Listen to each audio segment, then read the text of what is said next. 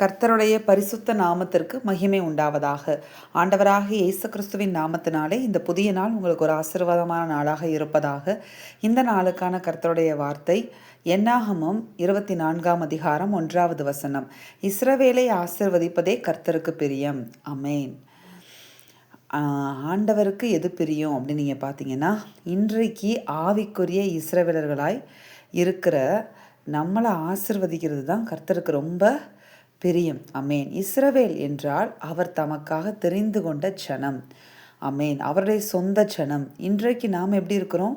அவரால் தெரிந்து கொள்ளப்பட்ட அவருக்கு சொந்தமான ஜனமாய் நாம் இருக்கிறோம். அதனால் நம்மளை ஆசிர்வதிக்கிறது மட்டும்தான் கர்த்தருக்கு பிரியம் என்று இந்த வார்த்தை நம்மை தெரியப்படுத்துகிறது. இஸ்ரவேலை ஆசிர்வதிப்பதே அப்படின்னு சொல்லும்போது ஆண்டவருக்கு ரொம்ப பிரியமான ஒன்று அவருடைய ஜனங்களை ஆசிர்வதிப்பது. அமேன். ஆனால் பாருங்கள், இந்த இடத்துல இந்த சம்பவத்தில் நீங்கள் பார்க்கும்போது பாலாக் என்கிற அந்த மோவாபுடைய ராஜா பிழையாம் என்கிற தீர்க்கதரிசியை கூப்பிட்டு இஸ்ரவேல் ஜனங்களை சபிக்கணும் அப்படின்னு சொல்லி தான் கூட்டிட்டு போகிறார். அப்போ தான் ஆண்டவர் வெளிப்படுத்துகிறாரு, இஸ்ரவேலை ஆசிர்வதிப்பதே கர்த்தருக்கு பிரியம் என்று பிழையாம் கண்டபோது அப்படின்னு சொல்லி எழுதப்பட்டிருக்கிறது. அமேன்.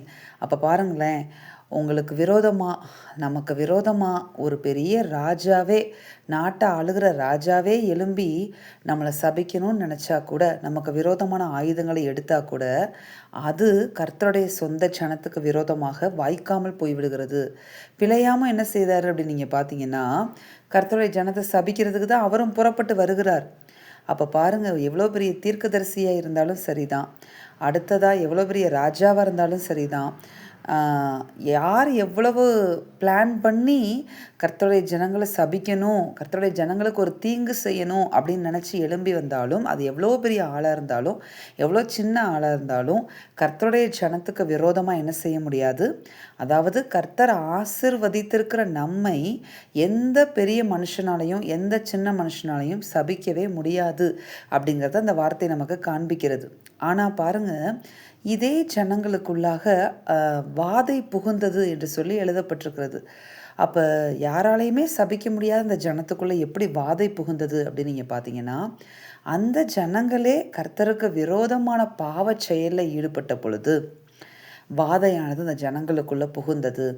அப்போ கர்த்தருடைய ஜனமாகிய நம்மளை யாரால் என்ன செய்ய முடியாதுன்னு நீங்கள் பார்த்தீங்கன்னா, சபிக்கவே முடியாது. அது எவ்வளோ பெரிய ராஜாவாக இருந்தாலும் சரி, சின்ன மனுஷனோ பெரிய மனுஷனோ, எந்த மந்திரவாதியோ, எந்த குறி சொல்லுதலோ எதுவுமே நம்மளை அஃபெக்ட் பண்ணவே முடியாது.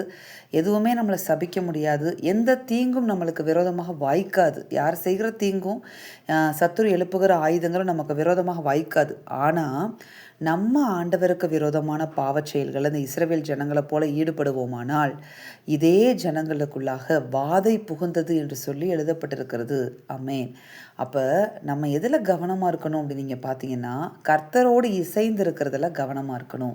கர்த்தரோடு நடக்கிறதுல, கர்த்தரோடு கீழ்ப்படுகிறதுல, அவருக்கு விரோதமாக முரட்டாட்டம் பண்ணாமல் இருக்கிறதுல, அவரோடு ஒன்றி நம்ம நடக்கிறதுல நம்ம கவனமாக இருந்தால் மட்டும் போதுமானது. நமக்கு விரோதமாக எழும்புகிற எந்த ஆயுதங்களையும் கர்த்தர் வாய்க்காமல் போக பண்ணுவார். ஆனால் நம்மளே இந்த இஸ்ரவேல் ஜனங்களை போல கர்த்தருடைய வழிகளை விட்டு உலக மார்க்கமாகவோ, உலகத்தின் ஆசைகளை பின்பற்றியோ, உலகத்தின் பாவங்களில் சிக்கினாலோ நமக்கு அந்த ஜனங்களுக்கு விரோதமாக எப்படி வாதை புகுந்ததோ அதே போல் நமக்கும் ஆபத்துகள் நேரிடக்கு நிறைய வாய்ப்புகள் இந்த உலகத்தில் இருக்கிறது.